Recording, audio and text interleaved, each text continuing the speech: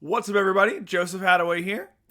And I've been looking to say this for a while, and it just keeps ringing true, and maybe you disagree, but in my experience, most of the financial advice or side hustle tips you get on the internet are sales pitches, straight up scams, utter bull, or some combination of those three.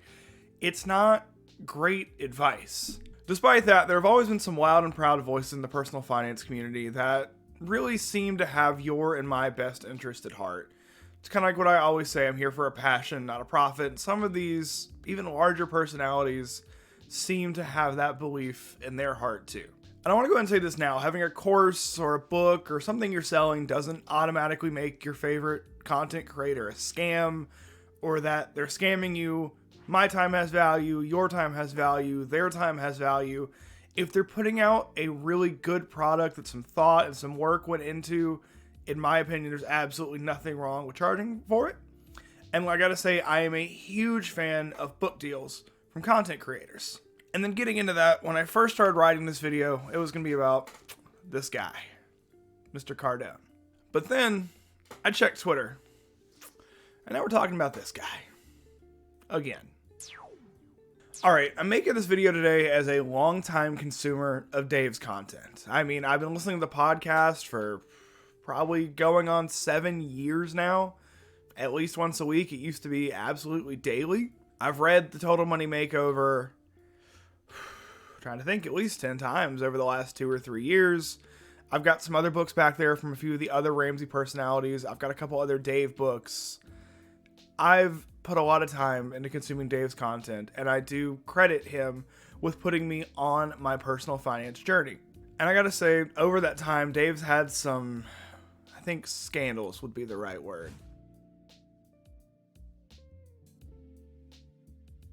And over the past few years, that's kind of been a constant with Dave. He has some personal beliefs, probably a lot of personal beliefs that I don't personally agree with, but he has been following his own moral and ethical code. I've said a few things about those over the years, but unlike a lot of the other people on Twitter, a lot of the other finfluencers, I've never really called out Dave for his financial plan. Why not? Well, it's not something that I agree with personally.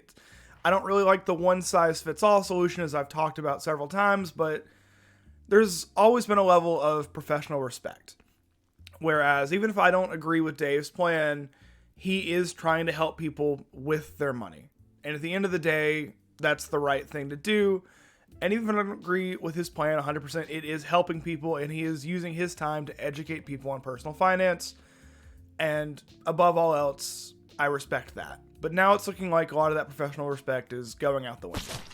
Earlier this week, probably 2 or 3 weeks ago by the time this video comes live, I came across this article.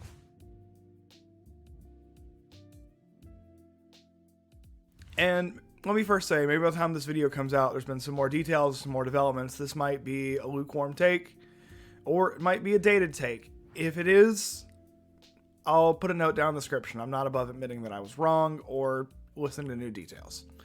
Either way, this struck me as odd, because as a longtime listener to the podcast, I can tell you several times that I have heard Dave rave about how much due diligence he and his team do to vet their sponsors.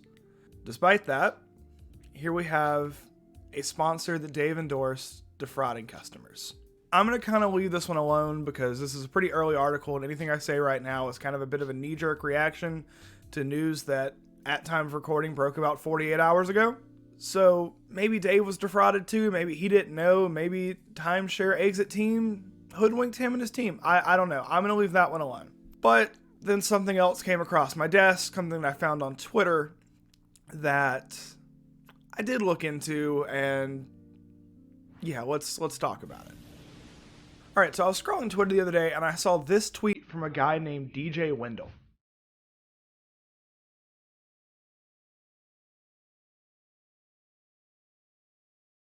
Now, I don't know DJ. I've never met DJ. Before this, I didn't even follow DJ. I'd never heard of the man. Looking at his site, he looks pretty legit. He claims to be a CFP, and everything looks very real, and I do believe him. This seems to be a very credible person with a very credible take, but I don't want to take just one guy on Twitter's word for something that may or may not be happening. So I looked into it some more. And here's someone who says the same thing.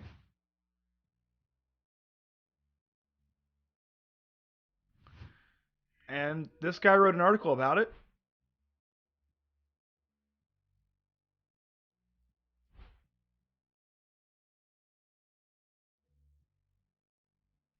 And another guy who made a video about it.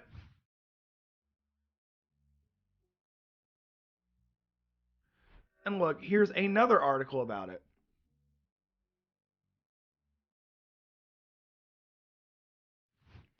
And that's just 5 of the sources that I found, of several more, all claiming that Dave Ramsey's team, when they search for their Smart Vestor Pros, their ELPs, they only really care about the profit and the money from it, and they're not really running people, and I quote this directly from the website, through the freaking ringer. Sammy, if you can put a screenshot up, I'd appreciate it. Thanks. Alright, so where am I going with this? You know, what's the whole point of this video? Did I really make a whole video on my channel just to slander Dave Ramsey? Well, yes and no. I do want to say everything I've stated here in this video is my own personal opinion, and I do urge you to do your own research, but I will link my sources and all articles that I've quoted in the description of the video down below. Back to it though, more than anything else, I just think it's really interesting that we have 2 different instances here across what we're going to call 2 different lines of business over at Dave Ramsey's company, Ramsey Solutions, where his entire vetting process and overall credibility of both himself personally and his team are coming into question. Is Dave really just money hungry? Has he been putting profit above all else and just saying a lot of this stuff because it sounds good? I don't know. I really don't, and I can't speak for him. But overall, the way I see it, there's 2 possibilities here. Either A, Dave's been hoodwinked and there's a huge misinformation campaign against him and his Smart Vestor Pro and ELP programs and Ramsey Solutions as a whole. Or 2, he's been prioritizing profit and just saying the vetting stuff because it sounds good and it helps make a sale. That's for you to form your own opinion, and that's for you to decide. I highly recommend, again, doing your research, checking my sources, finding your own sources, and if you still want to go with Dave, go for it. He's got some great advice and some real great content out there, but I would advise being a little wary. And that's kind of where I want to go with this video. No matter what it is, no matter who pushes what, no matter who you hear from, you need to do your own research and form your own opinions. All because I recommend something, some other finfluencer recommends something, or some massive talking head, podcast host, YouTuber, Twitter account, whatever, recommends something, bigger number, especially subscriber follower, doesn't add more credibility. And it shouldn't. It is up to you to develop your own financial future, get the best everything really for yourself, and get the best plan together for you. Yes, these people, and myself included, should be used as a tool to guide yourself along the way, but nothing we say is gospel. And that especially includes anything we are paid to promote.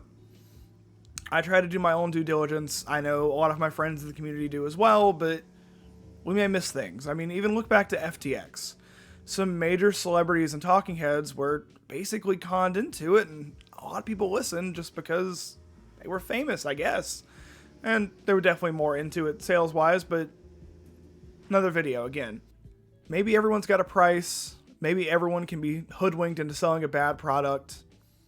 I don't know, but that's for you to decide. And again, it is up to you to do your own research and decide whether or not a product, service, whatever anyone is pushing is right for you. And one person's word should never be taken as full credibility and full source and full reason on any decision. And with that said, I'm going to go ahead and end this video here. Hey, thank you all so much for watching. Between this and the student loan video last week, I'm hoping we can get to a happier video next week. We'll see what happens, but whatever it is, you know you're not going to want to miss it if you made it this far in the video especially, so go ahead and subscribe. Let me know down in the comments, what are your thoughts on Dave Ramsey and the whole timeshare exit team scandal situation?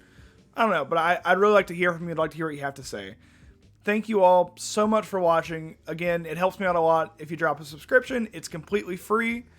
And I will see you all again next week.